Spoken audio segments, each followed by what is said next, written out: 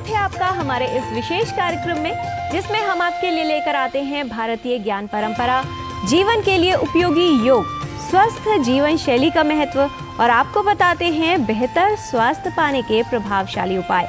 साझा करते हैं संस्कृत का ज्ञान, साथ ही होती है भारतीय संस्कृति की झलक। मैं हूं किरण भारद्वाज।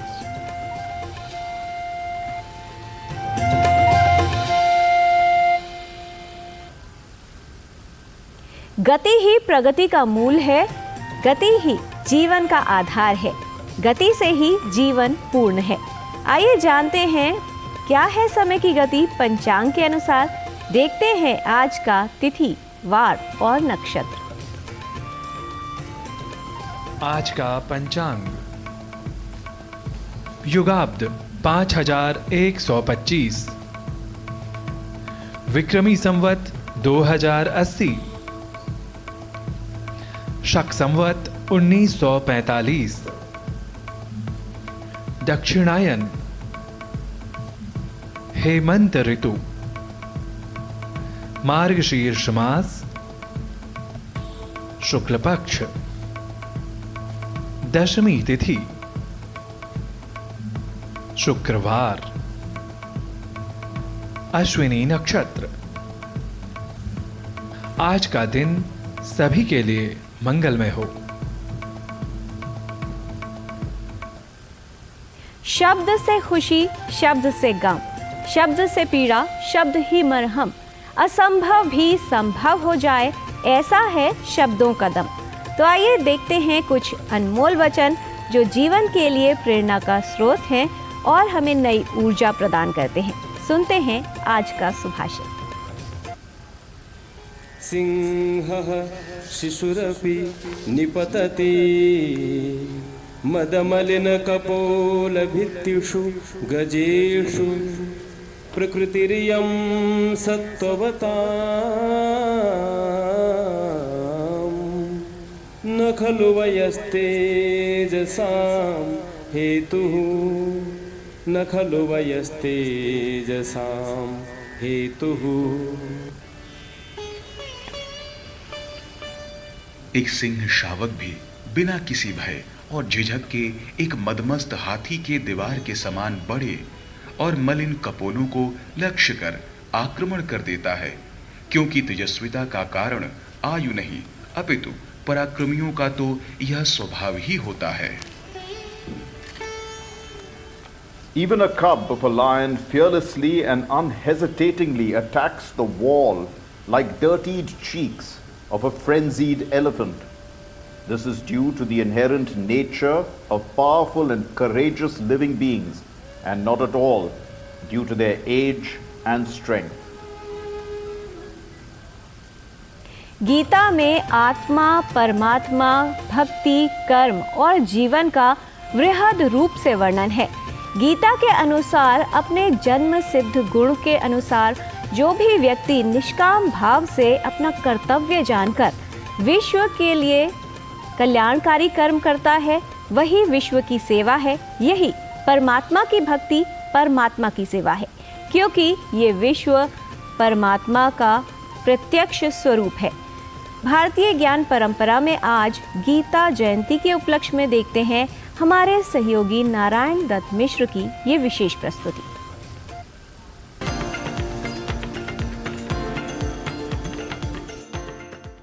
सर्वोपनिषदो गावो दुग्धा गोपालनंदनः पार्थो वत्सः सुधीर भोक्ता दुग्धम गीतामृतम महत्।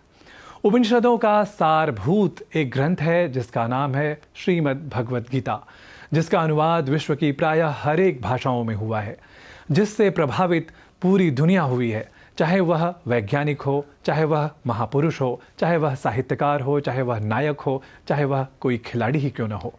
श्रीमद् भगवत गीता की इसी महनीयता को, इसी विशेषता को हम जान लेते हैं भारतीय ज्ञान परंपरा में अपनी इस रिपोर्ट के द्वारा। 5, 4, 3, 2, 1।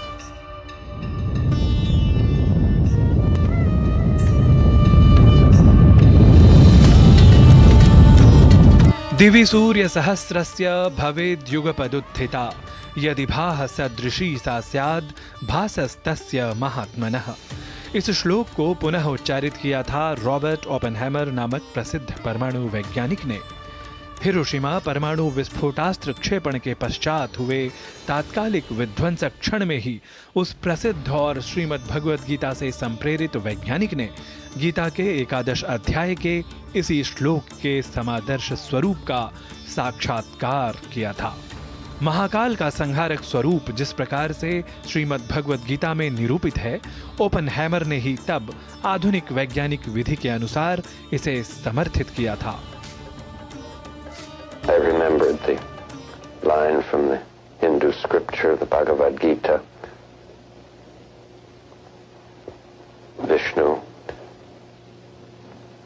is trying to persuade the prince that he should do his duty, and to impress him takes on his multi-armed form and says, "Now I am become death, the destroyer of worlds." Mahabharat के रणक्षेत्र में युद्ध से पलायनोन्मुख अर्जुन के लिए श्री कृष्ण द्वारा प्रस्तुत वचनावली ही जीवन के प्रत्येक क्षेत्र से संबद्ध लोगों के लिए एक सार्वभौमिक प्रेरक ग्रंथ के रूप में वस्तुतः परिणत हुई। यह ग्रंथ न केवल दर्शन या अध्यात्म मात्र ही प्रस्तुत करता है, अपितु प्रेरणा परकता के सर्वविध अलौकिक स्वरूप से ओतप्रोत श्रीमद् भगवद गीता नामक यह ग्रंथ विशेष निस्संदेह समय के बंधन से परे अपने युगातीत स्वरूप को भी उपस्थापित करता है। भारतीय संस्कृति के सर्वोत्तम उपहार के रूप में श्रीमद् भगवद गीता की महिमा गाई जाती है। इसलिए सर्वत्र देश विदेश में भ्रमण आदि के अवसर पर शीर्षस्थ नेताओं के लिए भिन्न भिन्न धर्म और संस्कृतियों से संपोषित देशों के लिए भी भारतीय प्रधानमंत्री द्वारा श्रीमद् भगवद गीता रूपी दिव्य उपहार प्रदान किए जाने की परंपरा रही है। श्रीमद् भगवद गीता भारत का दुनिया को सबसे प्रेरक उपहार है। गीता पूरे विश्व की धरोहर है। गीता हजारों साल से प्रासंगिक है। न केवल जर्मनी देश के प्रत्युत्पन्न शोपेनहावर वैज्ञानिक ने ही, बल्कि रॉबर्ट ओपेनहाइमर, आइंस्टाइन आदि वैज्ञानिकों और अन्यान्य महापुरुषों ने भी गीता में प्रतिपादित विचारों के सार की प्रशंसा की है। भारत के गौरव रूप भारत रत्न से सम्मानित भूतपूर्व राष्ट्रपति अब्दुल कलाम ने भी विपरीत स्थितियों से पार पाने के क्रम में श्रीमद् भगवद गीता की प्रेरणा परकता को प्रतिपादित किया था। லார்ட் கிருஷ்ணா உருவத்தை காட்டு, அந்த உருவத்தில் காமிச்சிட்டு அவர் லார்ட் கிருஷ்ணா சொல்றாரு, "You defeat the defeatist tendency." Gita नामक ग्रंथ विशेष की महिमा आकार मात्र तक ही सीमित नहीं, बल्कि समस्त लौकिक आचार विचार को परिस्थितियों के अनुरूप सिखलाने वाले और ज्ञान विज्ञान के अद्वितीय भंडार के रूप में दुग्धामृतम महत् शास्त्रम इस स्वरूप में ही भगवद गीता की अन्वर्थकता है। न केवल वैज्ञानिकों को और प्रेरणा प्राप्त करने वाले महापुरुषों को ही श्री कृष्ण की वचनावली वाली अद्वितीय गीता ने प्रेरित किया, अपितु दार्शनिकों और कवि समवाय को भी इसने सानंद और सामोद प्रेरित करने का भी काम किया है।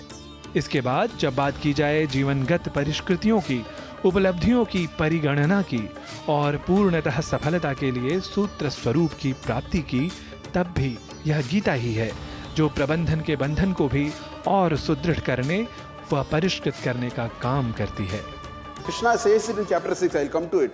The choice of whether you want to destroy your peace of mind or otherwise is not with anyone else. We often think he upset me. Nobody can upset you. You have to make up your mind and say, I want to get upset now.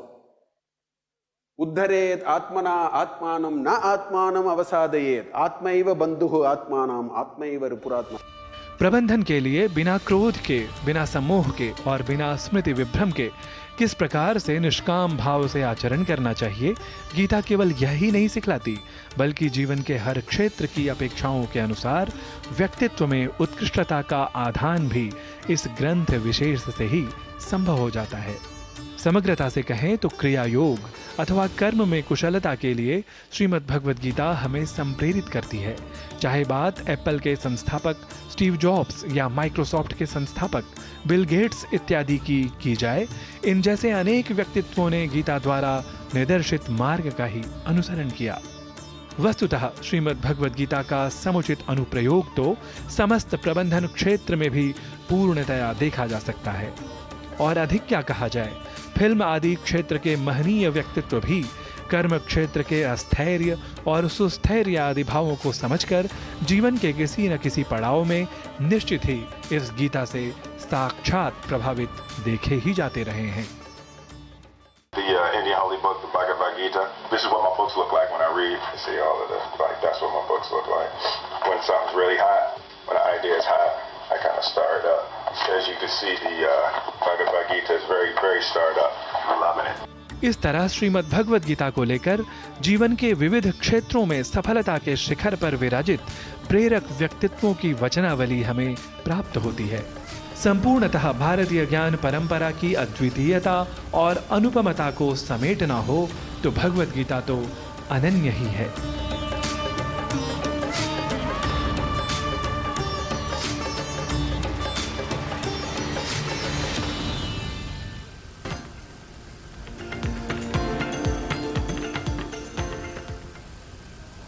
Shrimad Bhagavad Gita धर्म ग्रंथ, जीवन ग्रंथ, कर्म ग्रंथ है।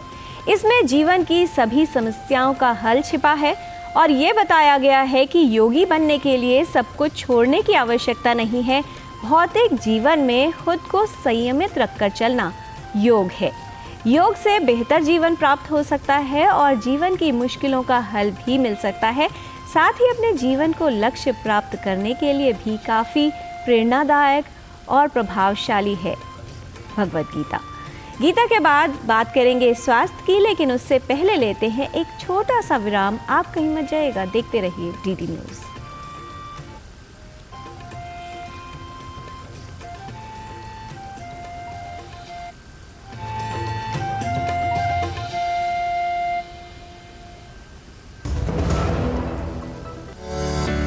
NPS is a mode of creating post-retirement corpus having two basic characters with its hand: disciplined saving and vigilant investment.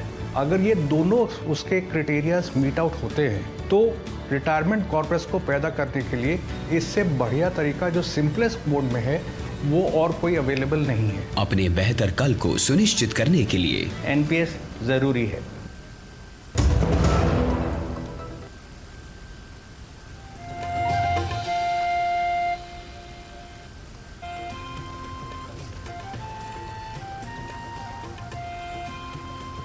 Break के बाद आपका स्वागत है। स्वास्थ्य का महत्व वैसे तो हर आयु के लोगों के लिए होता है, लेकिन जीवन की कुछ विशेष अवस्थाएं जैसे किशोर अवस्था।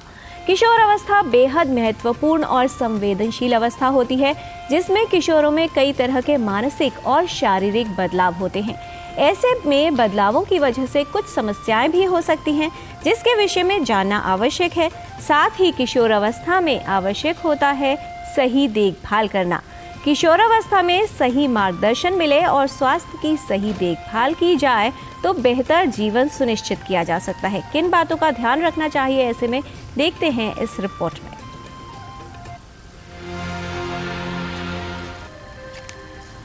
किशोरावस्था जीवन की एक महत्वपूर्ण अवस्था है, जिसमें शारीरिक व मानसिक वृद्धि और विकास होता है। इस अवस्था के दौरान कई बदलाव होने लगते हैं। भावों और बातों को व्यक्त करने का अंदाज अलग हो जाता है। लड़कों की तुलना में लड़कियों में विकास तेजी से होता है, लेकिन उनके विकास की दर लड़कों से जल्दी ही समाप्त हो जाती है। यानी लड़कों से 2 साल पहले ही उनका बढ़ना बंद हो जाता है। किशोरावस्था में होने वाले बदलाव शारीरिक और मानसिक स्तर पर होते हैं। किशोरावस्था वो अवस्था है जबकि लड़के लड़कियों में बहुत सारे बदलाव आते हैं। लड़कियों में पीरियड्स आने लगते हैं, उससे पहले ब्रेस्ट चेंजेस आते हैं, शरीर में और तरह के चेंजेस आते हैं। तो ये एक्सपेक्टेड होता है कि 12-13 साल तक हो जाएंगे। शरीर में बदलाव पहले आता है, उसके बाद पीरियड्स आते हैं। इमोशनल चेंजेस भी होते हैं, उनकी सोच अलग तरह की होती है, लड़कों में जैसे कि बाल आना, उनका आवाज़ बदल जाना, संतुलित आहार नहीं खा रहे हैं, फास्ट फूड खा रहे हैं, refined, cold drinks, pasta, pizza, ये सब कल्प्रिट्स हैं वेट गेन के लिए। और दूसरा, वर्जिश नहीं करते हैं, बाहर नहीं निकलते हैं, टीवी देखते हैं। किशोरियों में यौन परिपक्वता आने लगती है और उनके प्रजनन तंत्र का विकास होता है। उनमें माहवारी की शुरुआत हो जाती है, जिसकी वजह से शरीर गर्भधारण के लिए तैयार हो जाता है। किशोरों और किशोरियों में कई तरह के भौतिक बदलाव भी आते हैं, जैसे किशोरियों में स्तनों का विकास, त्वचा के रंग में निखार, चेहरे पर मुहासे आना, किशोरों में मूंछ उगने की शुरुआत, आवाज में बदलाव, त्वचा में परिवर्तन और हार्मोन परिवर्तन भी होते हैं। किशोर और किशोरियों में मिजाज का बदलना भी देखा जाता है। क्रोध की अधिकता हो सकती है। कई किशोरों में शराब का सेवन भी शुरू हो जाता है। धूम्रपान की आदत पड़ने लगती है। अवसाद, चिंता और भावनात्मक बदलाव भी किशोर अवस्था में देखे जाते हैं। इस अवस्था में बहुत से किशोर गलत संगत में पड़ जाते हैं और नशे के आदी हो जाते हैं, जो शरीर के लिए घातक है। जीवन में अवसाद, चिंता और अन्य भावनात्मक कठिनाइयों का सामना भी करना पड़ सकता है। जीवन के इस दौर में कई बार किशोरों में मनोभाव बदलते हैं और तनाव रहता है, जो परिवार के दृष्टिकोण व मूल्यों के साथ टकराव का कारण बन सकता है। किशोर अवस्था जीवन की सबसे संवेदनशील अवस्था होती है। इस अवस्था में सही मार्गदर्शन आवश्यक है। किशोर अवस्था में मनोवैज्ञानिक सलाह की जरूरत होती है। अच्छी आदतें डालने की सलाह दी जाती है, ताकि आने वाले जीवन में किशोर और किशोरियों का जीवन और शरीर स्वस्थ रहे। नशे से होने वाले दुष्प्रभावों से किशोरों को बचाया जाना चाहिए। माँ बाप के लिए भी ज़रूरी है कि बच्चे से बात करते रहें। कोई भी भ्रांतियाँ हैं, कोई भी भ्रम है, तो वो जाके क्लियर कर सकते हैं। हेल्दी डाइट खाना बहुत बहुत ज़रूरी है। ज़रूरी है कि 1 घंटा व्यायाम किया जाए, किसी भी फॉर्म में जो भी सूट करता हो। स्विमिंग करें, वॉक के लिए जाएं और थोड़ा ग्रुप बना के रखें। आपस में ये लोग बच्चे बात करते हैं तो मन की जो भी उनके भ्रम होते हैं, काफ़ी कुछ अपने फ्रेंड्स से निकाल सकते हैं। पेरेंट्स को भी सपोर्टिव रहना चाहिए और कुछ ज़्यादा प्रॉब्लम हो तो गायनेकोलॉजिस्ट के पास जाएं। तनाव कम करने के लिए काउंसलर के पास जाना, पेरेंट्स से डिस्कस करना, वर्जिश करने से भी, व्यायाम करने से भी कुछ हमारी बॉडी में हार्मोन्स रिलीज होते हैं जो तनाव कम करते हैं। यदि युवा और किशोर जागरूक होंगे तो स्वस्थ और स्वच्छ समाज का निर्माण होगा। इसलिए इस अवस्था में किशोरों को जागरूक करने की आवश्यकता है। आवश्यक है कि किशोरावस्था में सही देखभाल की जाए। आवश्यक हो तो एक विशेषज्ञ से सलाह अवश्य लें। किशोरावस्था से ही अच्छी आदतें डालें, जिससे आने वाला जीवन स्वास्थ्य से पूर्ण हो। किरण भारद्वाज, डीडी न्यूज। किशोरावस्था में कई तरह के बदलाव होते हैं। हार्मोन परिवर्तन की वजह से कई तरह की समस्याएं होती हैं, जिनसे बचाव किया जा सकता है। साथ ही इस अवस्था में कई तरह के भाव बदलते हैं, जिज्ञासा होती है, नई ऊर्जा होती है और एक्सपेरिमेंट करने की भावना भी अवश्य होती है। ऐसे में अगर मन शांत रहे तो समझ बेहतर काम कर सकती है। न सिर्फ किशोर अवस्था बल्कि अन्य अवस्थाओं में भी अपने मन की शांति के लिए क्या किया जा सकता है और कैसे मन को संयमित रख सकते हैं, इसमें हमारी सहायता करता है योग। तो आइए देखते हैं कि वो कौन सी योगिक क्रियाएं हैं जो उन लोगों के लिए लाभकारी सिद्ध हो सकती हैं जिनको अवसाद अधिक रहता है, तनाव में ज़्यादा रहते हैं या फिर उनको ऐसा लगता है कि वर्क प्रेशर बहुत ज़्यादा है, बहुत जिज्ञासु होते हैं। तो अपने मन को शांत करने के लिए आप किस तरह की योगिक क्रियाएं कर सकते हैं, आइए समझते हैं। नमस्ते, मैं कविता माथुर। मन को शांत और तनाव मुक्त करने के लिए सबसे आसान, असरदार और अमूल्य तरीका है कि अपने मन को धीरे धीरे अपने श्वास की ओर ले आएं और गहरी और लंबी सांस लें और उसे धीरे धीरे धीरे छोड़ दें। और कुछ ही पल में आप महसूस करेंगे कि आपका मन शांत हो रहा है। और अब हम कुछ प्रैक्टिकल टिप्स जानेंगे गुरु माँ हंसा जी योगेंद्र से। नमस्कार। प्रकृति में लंबे सांस ले छोड़े, पेड़ पौधों के साथ मुंह से सांस बाहर निकालें, अच्छा महसूस होगा। ज़रूर है कि थोड़ा तो श्रद्धा होनी चाहिए ईश्वर में कि भाई जो हो रहा है आपकी और मेरी मर्जी से नहीं हो रहा है, इसलिए थोड़ा ध्यान दें। क्यों टेंशन लेना, मन को शांत ही रखना, उससे हर काम अच्छा होता है। नमस्कार।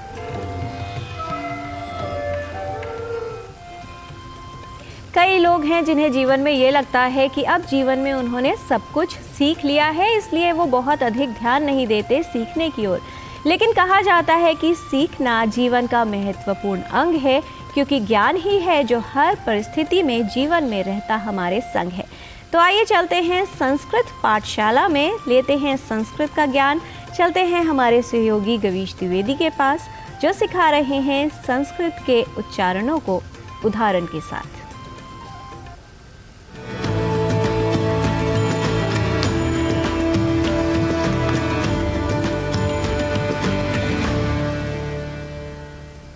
मित्राणि नमो नमः। भवतां सर्वेषां पुनरेकवारं स्वागतम् एतस्यां संस्कृत पाठशालायाम्। अपने पिछले अंक में हम उच्चारण से संबंधी दोषों के बारे में बात कर रहे थे। इसी क्रम को आगे बढ़ाते हुए अगले बिंदु की ओर हम चलते हैं। मित्रों, जिन वर्णों के उच्चारण की कई जगह अपेक्षा नहीं होती, वहां भी हम उच्चारण कर जाते हैं, जो एक दोष माना जाता है। परिणामतः शब्द का जो अर्थ है वह बिल्कुल विपरीत अर्थात उल्टा पड़ जाता है। जैसे स्नान। स्नान इस शब्द के साथ अ कई बार आगे लगा देते हैं, इसे हम अस्नान कह बैठते हैं, जिसका अर्थ हो जाता है स्नान न करना।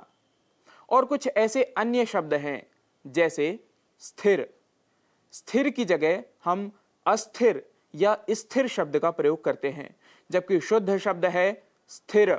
ऐसे ही स्तुति, जिसके लिए हम अस्तुति कह जाते हैं। स्थापना।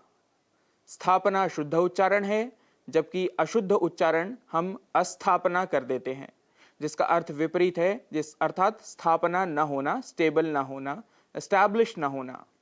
स्तोत्र। स्तोत्र के स्थान पर अस्तोत्र का हम उच्चारण कर जाते हैं, जो कि दोष माना गया है।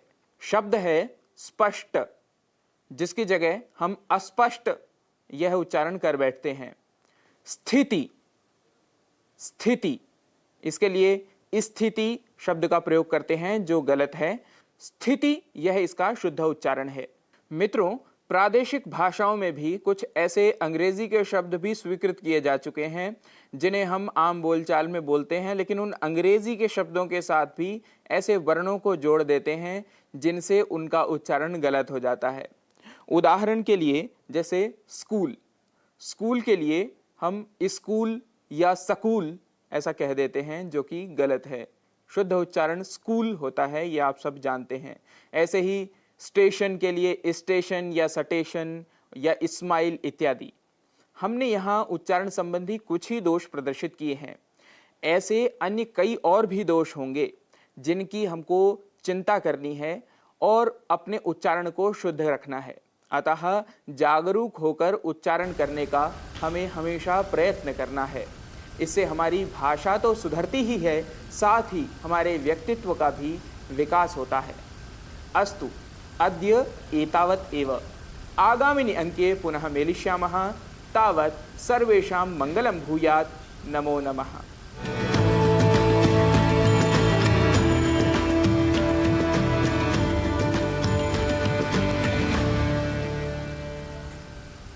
जीवन में कुछ सीखने के लिए, आगे बढ़ते रहने के लिए आवश्यक है कि ऊर्जा बनी रहे, साथ ही सब्र करना भी ज़रूरी है, क्योंकि बहुत सारे ऐसे लोग हैं जो जीवन में थोड़ी सी असफलता मिलते ही हिम्मत हार जाते हैं, थक कर बैठ जाते हैं।